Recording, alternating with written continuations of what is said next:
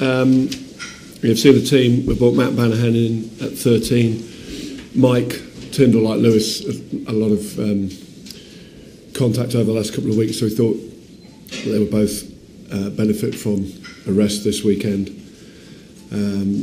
David Wilson has been in good form as well, so we've taken the opportunity for him to play and to Dan Cole to go to the bench. Tom Croft also took a little bit of a bang last week. It's an opportunity for James, as Haskell's been playing very well, to come in and start. And obviously Henry Faree comes in and starts for Lewis, and Dave Atwood is back on the bench for Simon Shaw. Are these changes all about weighing up your options as we head towards it? No, it's about picking the best team to play this week against Samoa. Said as a team very quickly this week, they're the only team that can beat us that week this week, because that's the only team we're playing. So it's not about anyone else, it's about England and Samoa. They're a very dangerous side.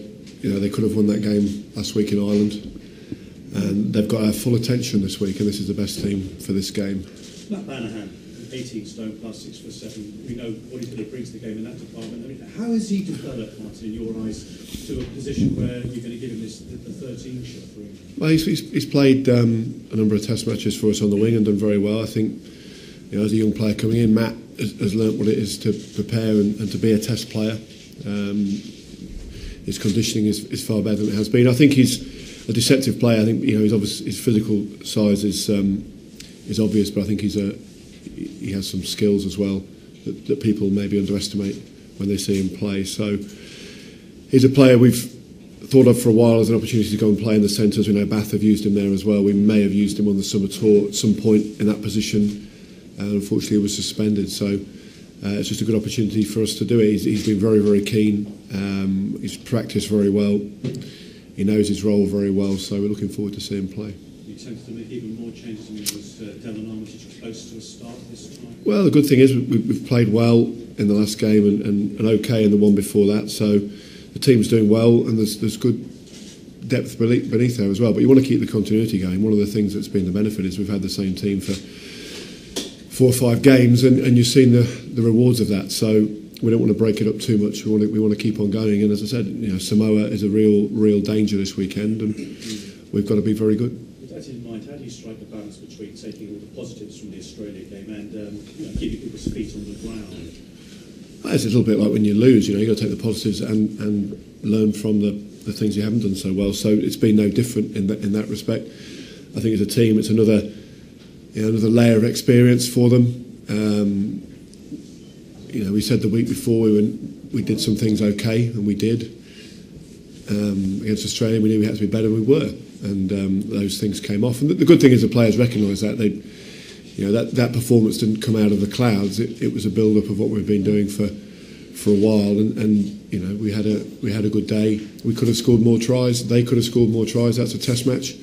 It's nice, to be the coach not talking about what ifs and if onlys after the game. Ashton's second try, did that sum up not only the game but England's new confidence? I mean, you've said you want to play what's in front of them. If it's on, go for it. Did that sum it up? I think there's a little bit of everything. I think Ben, I think it was Quade Cooper was right in his face to charge the kick down, so he's instinctively brought it down and then played what was there. And Courtney had the skill and the wherewithal to get it to Chris, and who had the skill to finish it from 95 yards. So it was a real turning point in the game, or not turning point, but a real swing in the game, because they were on the attack, and they'll think they could have done better and scored. And the great thing is for us, we were sound defensively. We turned them over, and we've taken an opportunity. So there's still lots of things we need to improve on. That's without a doubt. Honestly, at that moment when Youngs is going for it, you say no, put it into. No, I couldn't really see the detail of it from where I was in the far corner, so I couldn't really see the detail of it till Chris got the ball. So I didn't see the detail of it till after the game. But I think the good thing from the players' point of view is they kept their foot down. When they got ahead, it's very easy to get a little bit conservative, a little bit tight.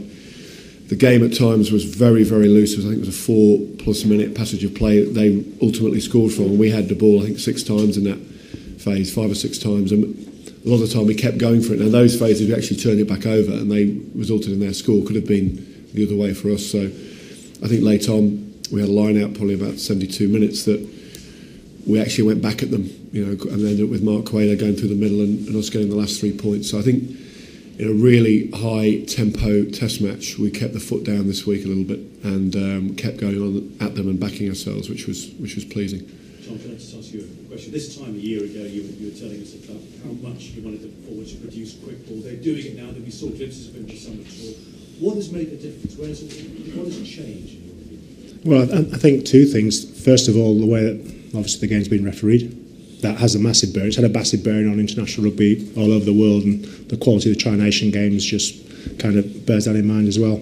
But I also think because our attacking framework is starting to take some shape, all right, we're actually starting to put good runners now into space, and if they're more difficult to tackle, all right, it's more difficult for people to get in there and slow the ball down as well. So I think the changing nature of the game and the changing nature of the way that we've built our attacking game over the last 6 months really. Last one from me, John. You touched on it just now. They made Ireland look average at times on Saturday. The scoreline might have flattered Ireland. They are a dangerous side, Samoa. Absolutely, and they're very solid and competent at set piece. They're very comfortable on the ball. For a team like Ireland, they were very good at the breakdown. Samoa certainly weren't better there, and may have had the better of those exchanges. So very confrontational, very direct. The players are all skillful. They can all play and offload. And if we're not right on our game, then we'll be in trouble like any other Test match. So this is no different to any other Test match we're playing in the series. They've got our full attention, and we need to be very good on Saturday. I mean, we've shown what we want to do, and you don't always get to be able to do that because of the opposition. So we've got to make sure that we take care of ourselves and defensively that we're very strong as well. Martin, dust has now settled on the weekend. You've had a chance to sort of look at it all again. If you had to summarise, and difficult because there are so many good things that did happen in the game, if you had to summarise what pleased you most about that performance, how would you put it? I think the things we needed to improve on from the previous week, we did. In general, our defence was a lot more organised, and that just comes through from playing together. I think our attacking game, as John said, you go through Test matches and you put that extra layer on, and those little half breaks become breaks, and those opportunities become scores, and you find yourself winning a Test match. So I thought we certainly progressed from the previous week. We were that little bit more accurate, however you want to term it, and we got the rewards from it. We got to the edge a lot more. 2 tap penalties in the first half against New Zealand resulted in us giving the ball back pretty quickly. We had taps in this game that resulted in us getting pressure and scores, and as I said the previous week, all those things add up over time. Our line out, he had 2 sort of blown calls in the New Zealand game. We were under a lot of pressure at times against Australia because they're a good line out, but we still managed to win most of our ball pretty cleanly and give ourselves a platform. So all those little things over the course of a Test match add up and result in what you saw, which was a good win in the end. And the challenge now, of course, is to push it on. Maybe you wouldn't have chosen New Zealand in the first game. That's the way it was. But what about Samoa on the back of Australia? Are they almost the perfect team now to be taking on with your team seen as favourites? Well, it is what it is in terms of the schedule. We've just got to handle what the week brings, and it's a very different feeling sometimes when you've won and when you've lost. I mean, we don't need to get away from the edge that we had last week.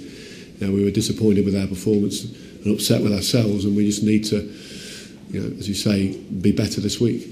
If we can be better this week, that would be a good thing, because if you think the same will happen again, often in rugby it doesn't. And a lot of people were talking about Australia and how good they were, and rightly so, with the performances they put in.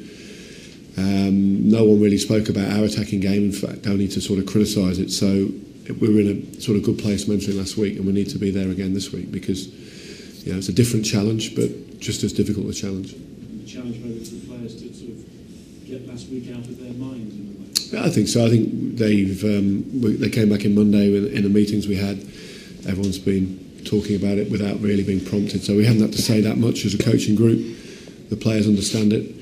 Now we have to put it, as always, into the performance. Okay, we'll take one more question from Billy. Just a general question. Who yours been inspired by as you've been growing up through rugby? Who have I been inspired by? Yeah. I think good question. You get inspired by your teammates, don't you, when you see them working hard and and coming through. And not always the flash things, the exciting things that you see Chris go 95 yards at the weekend's inspiring, but I was inspired by the defence, because there was a lot of phases of defence before then, and Courtney making that pass, and Benny having the audacity to hold on to it there. So when you see guys do that and then put all the hard work in and come through their disappointing patches as well, when they're injured or when things aren't going very well, everyone wants to criticise you. Guys having the courage to come through that and go out and play, that's inspiring to me. Okay, thank you very much. Thank you. Okay.